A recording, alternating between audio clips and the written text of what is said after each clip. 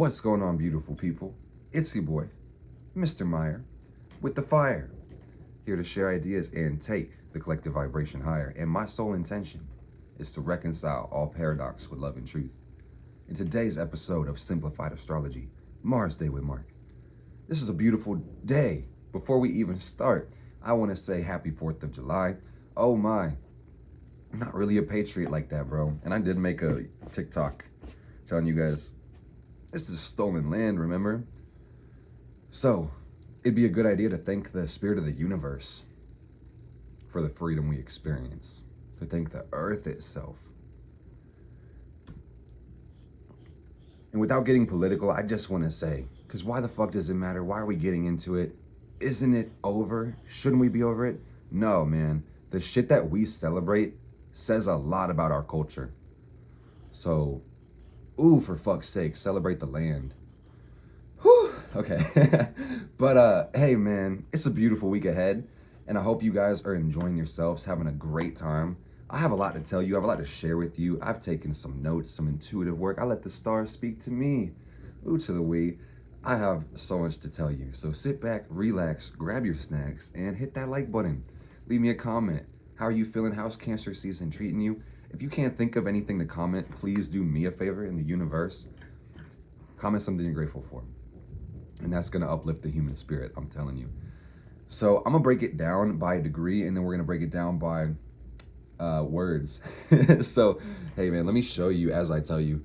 This is the chart where I am, and you can probably see it maybe in reverse. But who knows? Either way, I just want to say it gives you a concept. You could pause and like boom, and that's what I was looking at as I recorded this. But what I'm looking at is the sun at 12 degrees Cancer, the moon at about 3 degrees of Aquarius, Mercury at about 17 Cancer, Venus at 23 Leo, Mars at 26 Leo, Jupiter at 9 Taurus, Saturn at 6 Pisces going retrograde, ooh damn, Uranus at 21 Taurus, Neptune at 27 Pisces going retrograde, and Pluto at 29 Cap going retrograde.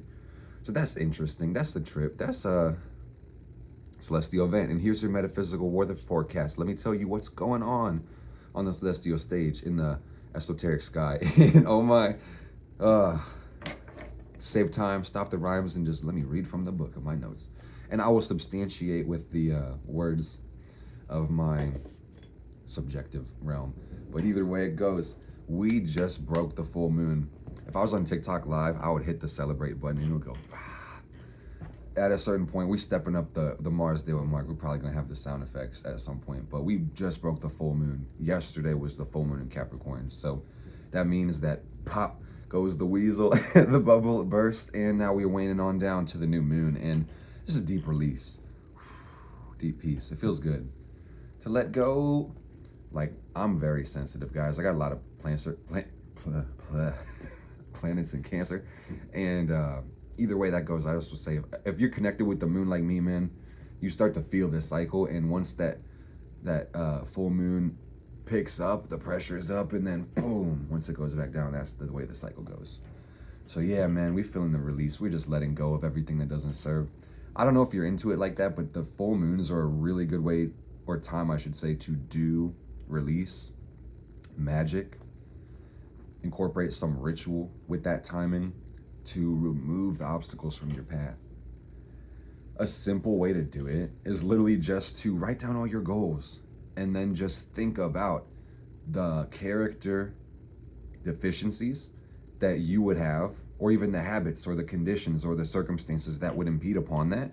And then just in present tense, say, I release, fill in the blank, burn that fucking paper. You know, that's a simple way to do it. There's a lot of ways that you could do it, but either way it goes.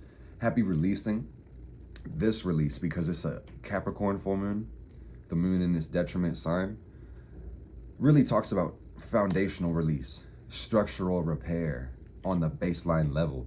And that in itself might say that things are being revealed because they're sitting at the bottom. So secrets, oh my, oh my, reconciliation is here. And that's beautiful. So negligence is being dealt with. I'm gonna say that one again. Negligence is being dealt with. Trust negligence, if you're watching this, when we find you, you will be dealt with. Believe that. So you may already be seeing this already. Oh my goodness, you may already be seeing this, but you're getting stronger. The trust that you have in yourself, no matter what you happen to be releasing, you're building that character from an inner level as well. And that's what Sun in Cancer really talks about. Cancer would concern itself with empathy. That's feelings. Emotions are high right now. And your emotions are going to direct you towards your goals, but having an oversensitivity to other people, that can really pull you off of your center. So if things gotta be let go of in your life, trust that peace is coming for you. You're the center of your life, so make sure you put yourself first. There's not anything wrong with that. So honor your feelings. You gotta give yourself space. You gotta listen to the messages of the emotion. Boundaries are literally vital. I was wanting to write down important, but I want to tell you guys, like, boundaries are vital. And what I mean by that is they are gonna concern themselves with your energy, your life force. So it's important to know where you stand and where you need to draw the line. And that's going to give you the freedom to fulfill your potential and have a productive and happy exchange with other people. So don't feel selfish for setting boundaries for others, because if you want to be the best person for them, you got to be the best person for you. And that's just going to say fucking no. It doesn't have to be a fucking no, but if it's been a consistent no, and I can't deal with this, and that boundary's been violated, like, hey, remove yourself, man. An important thing to think about when it comes to boundaries, since we're on this topic, is they're for you. So if somebody understands your boundary and continues to cross it, what you actually do in that scenario is remove yourself from the situation. And many circumstances are different. It might not be necessarily the easiest for some, or even possible for some in certain regards. So you're just gonna have to work your best with the principle of correspondence, like remove your mental energy, remove your emotional energy, remove your physical energy, as much as you can. On some level, you always have freedom. Remember that. If this is the 4th of July message, you gotta remember, on some level of your mind, there is freedom, because all is mind. So the cool thing about Cancer, Sun, is that this means letting your care be seen through your actions. Almost want to say, put your money where your mouth is, walk the walk. That's Cancer Sun energy. Real empathy is direct. It's meaningful. The rest is really just the appearance of caring. So you're gonna have to take that up with yourself, just make that make sense. In addition to being emotional, this season is really sentimental. It's really heartfelt. Cancer concerns itself with home. It might be the family, the close friends that are of main concern right now. So take note of your inner world at this time and your surroundings. Pay attention, because even the lens that you're choosing to put on the world says a lot about the space that you're in, truly. And also on top of this, guys, the moon transits at this time are vitally more important than the other transits. So watch the moon in its cycles, and watch as it's going around the wheel. Watch as it's hitting other planets, whether it's planets in the solar system now in conjunction, or planets that you might have in your chart, because that's going to mark the beginning of new cycles in your life, or for all of us on a collective level. And that in itself, paying attention to that, is going to help you maintain a connection with your rhythm and your natural timing. And man, talk about go with the flow. Whew, that shit is awesome. Everything happens in cycles, so it's cool just to be mindful of them and try to go with the tide rather than against it, right? Very powerful. Very powerful, I must say. So let's talk about Mercury, man. Mercury is the mind. It's how we think. It's how we process the information from the world. And Mercury in Cancer is all about the heart again, and the moon. So this might look like thinking about the past for many of us. The things that are familiar and comfortable with us. And I say that as an archetype. Things that are familiar and comfortable. You might be thinking about the past things that are familiar and comfortable, or also You might be getting familiar and comfortable with the things in your future or in your present. This is emotional intelligence. So what this actually talks about is thinking about your feelings and trying to process them and analyze them. This is psychoanalysis. There's a depth of perception here. So this is really the subjectivity versus objectivity debate. And for a lot of people, this just means being confused as hell and like trying to know the difference between who am I and what is that. Might even be stuck in the past or throw in the present for a loop. But either way this goes, this is just going to say that on some level, we really know how we feel right now. And that's the benefit, is being able to communicate this stuff. Woo! Shout out to Sunday Morte. I was going to give her a shout out earlier, but Saturn Pisces couldn't wait. I kicked the tripod. It's like we move back to the, it feels like pretty much where we started. I was going to say, there's a whole altar behind me, and I know you know, but the plus here, guys, is knowing how you feel. And Mercury's going to be in Cancer all week, and then we're going to move towards Leo. So while there's a high level of emotional empathy and a really sensitive way of thinking, it's going to be a little bit more fun, a little bit more exuberant, a little bit more enthusiastic come Leo season. But I would also say specifically, I mean, next week, whenever Mercury goes into Leo, and that's a beautiful thing. But speaking of Leo, Venus is in the sign of Leo. And she's slowing down. She's not moving very fast because she's about to go through her 40-day retrograde at the end of the month. And that's going to be a time. So Venus in Leo really is about having fun. This is Venus in the sign of the sun. So, you know, man, being amused, having a good time, experiencing joy. This is the love of love. And that sounds really redundant, but man, it's not.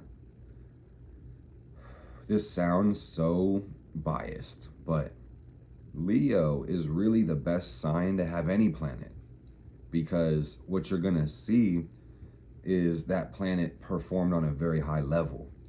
And best is subjective. If I want to detail that, I would say like it's the best sign to have any planet if you really want to see the function of the planet.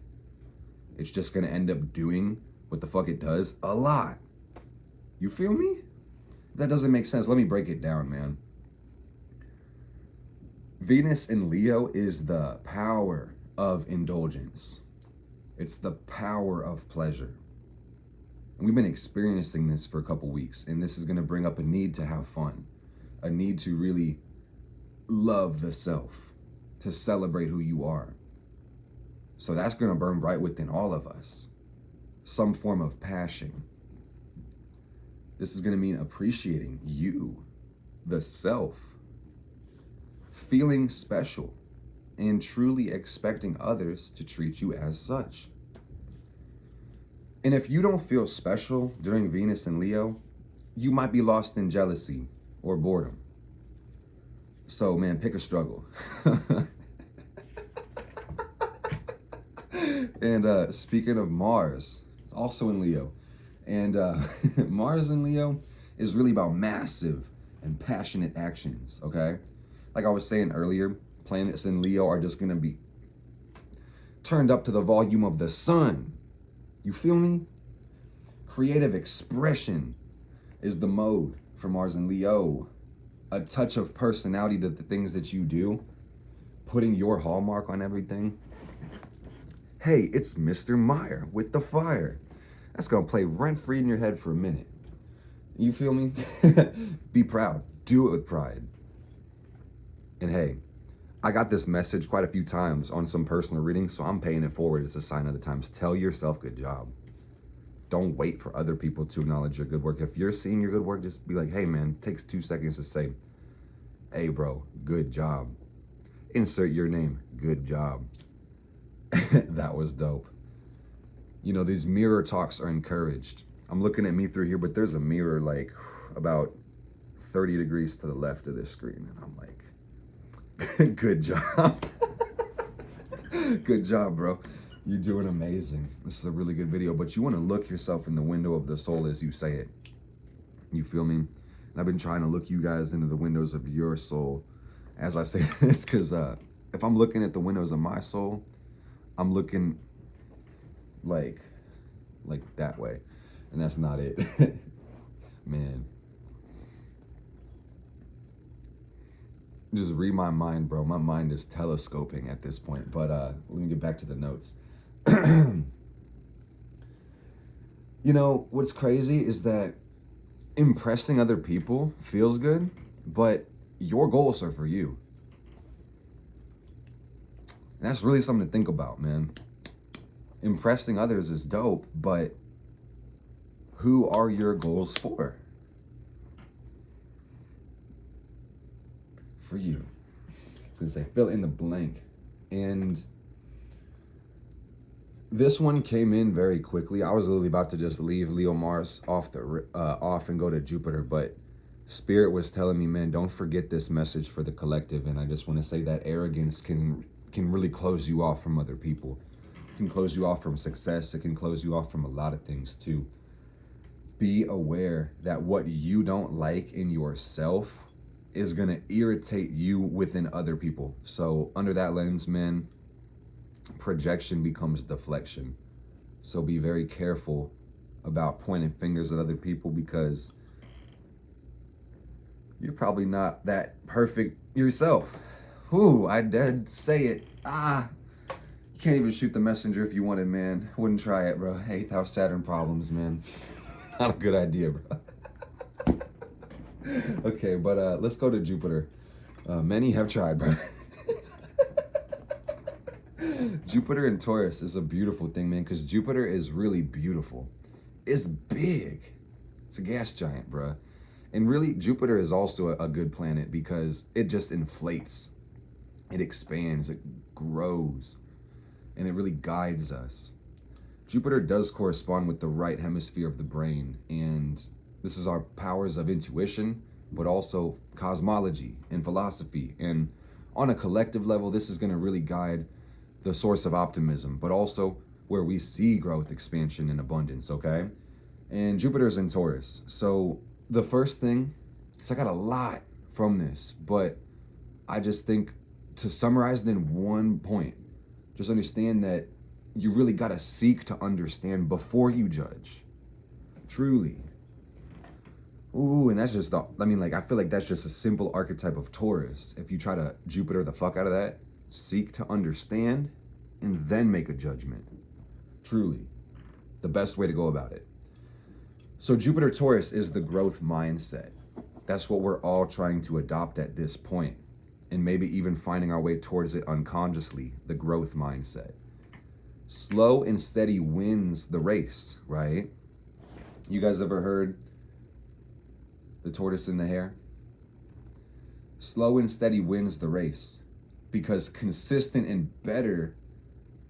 Oh wait, no, I just fucked it up. I just thought this was a cool way to write it, but consistent is better than any pace. Oh well. But dude, if you were the tortoise and the hare, you would smoke everybody. You would fuck that race up, bro. So why not? Why not go excessive in quality and quantity and persistence? Why the fuck not? Smoke them if you got them, as they say. But abundance. Taurus is resources. Jupiter is a lot. This is abundance, man. Getting lots of money, having a lot of great things in your life, man. Prioritizing peace, good health. But the earth, man, that's where all the shit comes from. Ecology is really important.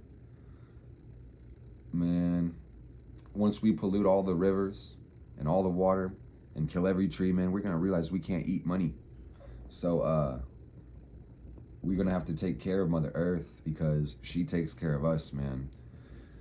And I don't like to give this message because it evokes fear. But really, fear is a very healthy energy, and we need it in the right directions and dosages. And Mother Earth is pissed the fuck off, dude. If you pay attention to the Taurus transits and just use your eyes and look at people in the world that we live in, we have to take better care of the Earth. We need to build a more conscious relationship with her, and you got to stop being negligent. You need to take time and energy to just give. And if you look at ecology on a grand scale, I should say, don't assume that it's such a big fucking problem that one person can't make a difference, because that's where this collective negligence comes from. Is that you just got to understand that the world is people, including you. So the first way to do it is just spending more time outside, spend more time with Gaia.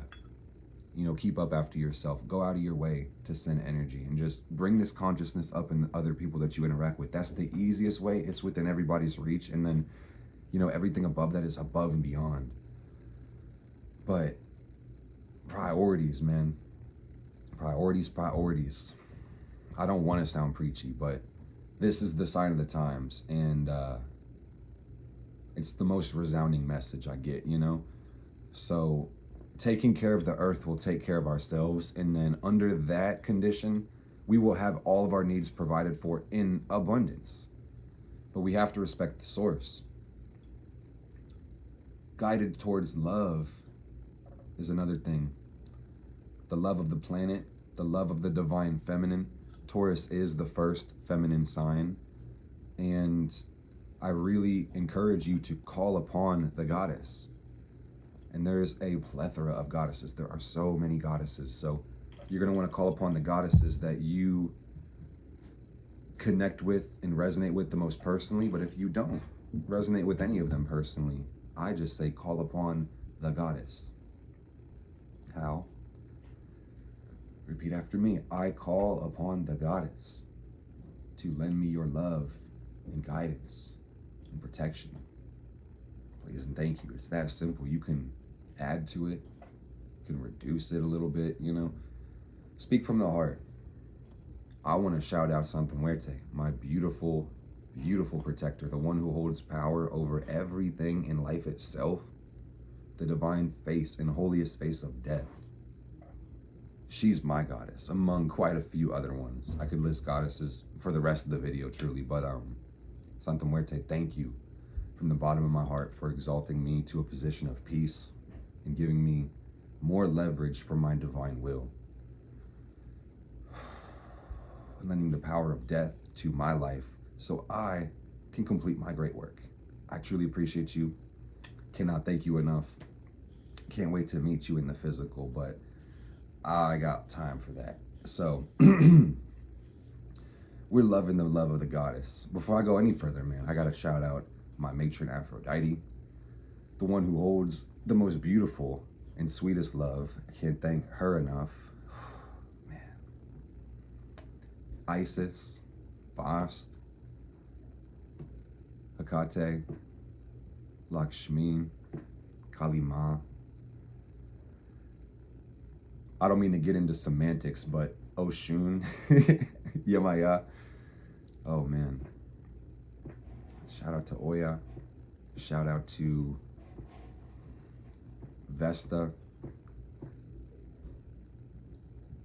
And shout out the unnamed ones, man, because wow. I have so much love surrounding me, and I am eternally grateful for the love of the goddess.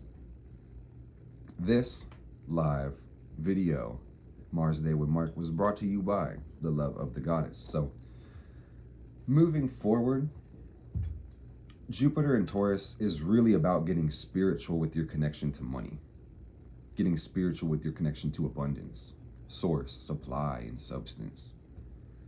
Really, there's an infinite supply of money because the world holds all the resources that we need, right? So, truly, the only limits that you have when it comes to money are ones that exist in your consciousness or your belief. Truly. So, start putting pressure on principle to remove limitations or the experience of lack. Because lack only exists for people that believe in it. I'm going to say that one again. Lack only exists for people that believe in it. And that in itself is hard to believe. But if you take enough time and move your ego to the side If you're experiencing lack, you will understand that it's your belief creating that experience. Everybody has more than enough resources to do something. Nobody is hopeless, helpless, or without resource. Completely.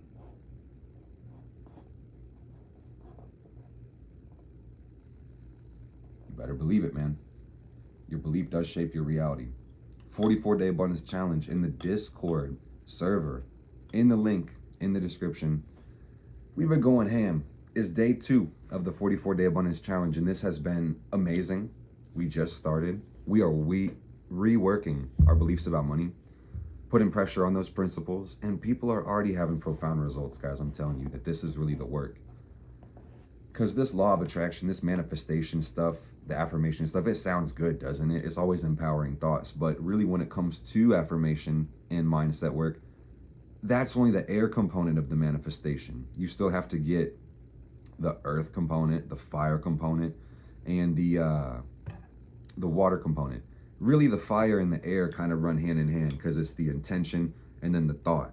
And they're both masculine things. But water and earth is feminine. So the point I'm trying to say, let me simplify this shit, guys. The point, bottom line, is that when you're changing your mindset and working on belief, the only challenge really is you have to get your body to agree with your mind.